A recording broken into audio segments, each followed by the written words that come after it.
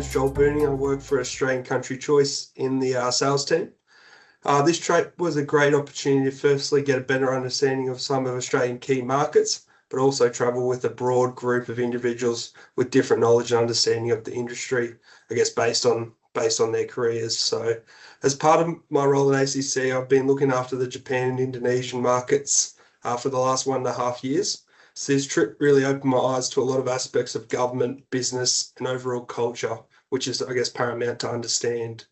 So it was great to be able to meet representatives from Australian embassies, MLA, and different businesses who shared openly about themselves and who they work for along the way. So today I'm just going to give a brief overview of some market insights.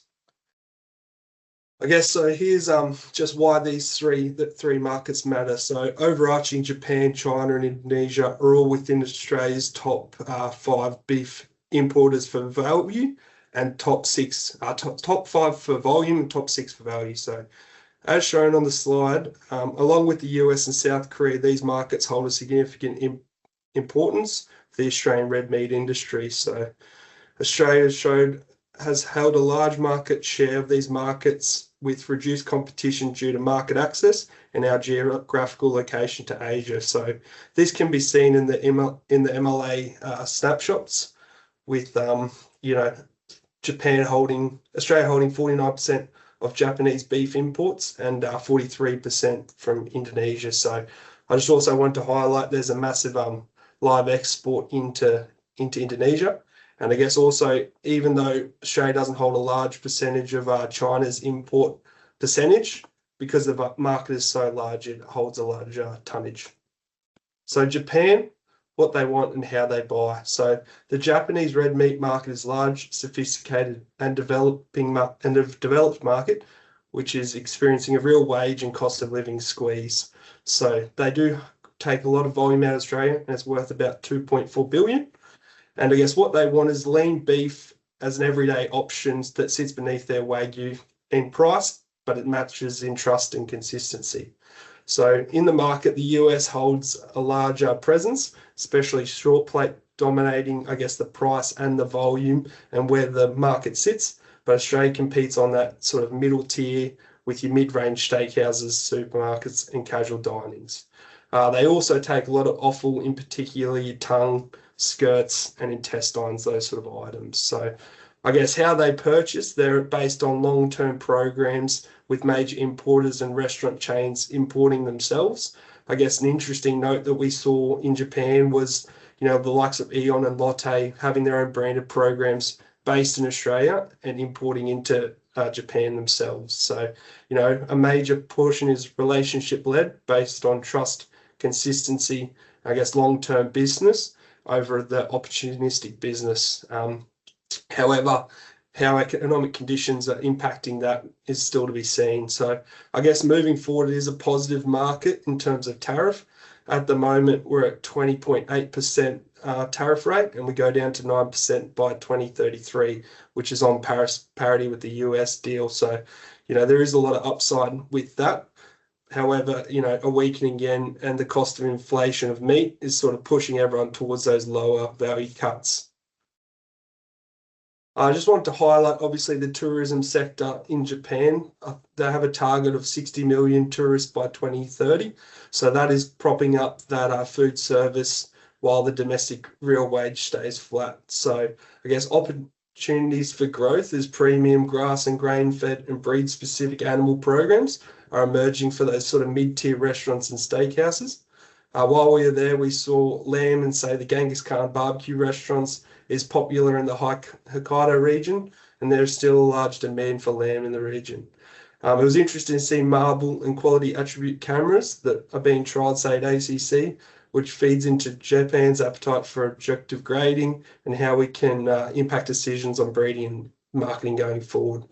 So I guess the last sort of opportunity for growth may be, the convenience consumption. So a lot of beef, jerky, bento boxes, ready to cook meals. However, how that happens in Australia with, high labour costs and processing costs may be a limitation on that. So I guess the watch out watch-outs I saw was, yen weakness over 5 years is really impacting the retail beef purchasing decline.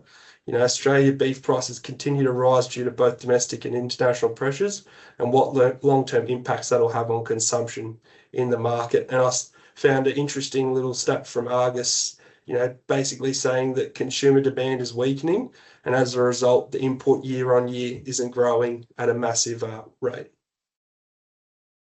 So next market, China, what they want, how they buy.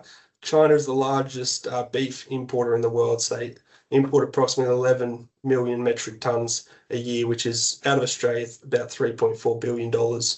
So I guess what they want is a HGP program.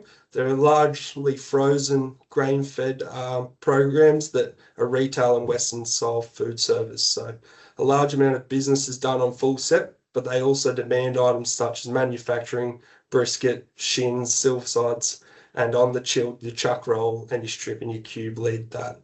So an interesting thing was affluent buyers consider consistently rate Australian beef as the #1 on safety, freshness, quality, and care for animals. So I guess that clean green image really comes across in the market. So how they buy, a large amount of buy in the hypermarkets, and I guess wet market secondary and online retail really coming through. I guess when we were up there, we got to go see Sam's Club and Costco, which was really interesting to see how they are marketing our beef, how it's presenting on shelves, and who's cutting through. So another interesting place we got to see was Ding Dong Fresh, who deliver, chilled beef within 30 minutes, smaller retail packing sizes and direct to your door. So I guess how you tailor that is quite interesting. And I guess also government policy is, trying to diversify where they're getting their meat from. So, United States, Brazil, Argentina, and Uruguay are really starting to change where the meat's coming from. So I guess a big thing that happened just before we went up was the quota reset. So for the next 3 years, Australia can only import 205 metric tonne before they hit a 55% safeguard quota. So I guess that's roughly about 75% of what we did last year. So a large amount of volume is going to have to find, I guess, other homes within Asia or the US. So by late March 2026, 50% of the quota had already been filled. So also recently, China has approved or upgraded several new Australian beef facilities and distribution centres, so boosting that capacity whilst also in a pretty restrictive environment. So, likely diversification for this product will be other markets like South Korea, Japan, Taiwan, Middle East, but, Brazil and Uruguay are really positioned to fill this gap. But how their beef will stack up is the question. So I guess opportunities we got to see up there was the premium frozen value-added products from Australia in supermarkets. I guess we got to go to J Prime Steakhouse and we saw how Morton Co had really done a brand first program with them to get their beef in, and it was quite an interesting to see. So I guess the last opportunity is aligning with online retailers to drive data-driven demand on products for future suppliers. So I guess watch-outs is the quota fills mid-2026, and any volume above that will hit that safeguard tariff. And also Brazil, Argentina, and Uruguay are all price aggressive and have sizable quotas allocations. So they're really growing in the market.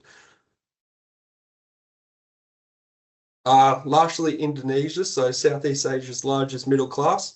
We got to see a lot of wet markets, all based on halal, and a live trade is the backbone of that relationship. So what they want, a lot of consumers want hot, fresh grown product daily, is their preference, and about 50 to 70% of Australia's live export goes into that market. So there is also a push for that boxed beef into sort of your modern retail and food service in the Greater Jakarta region.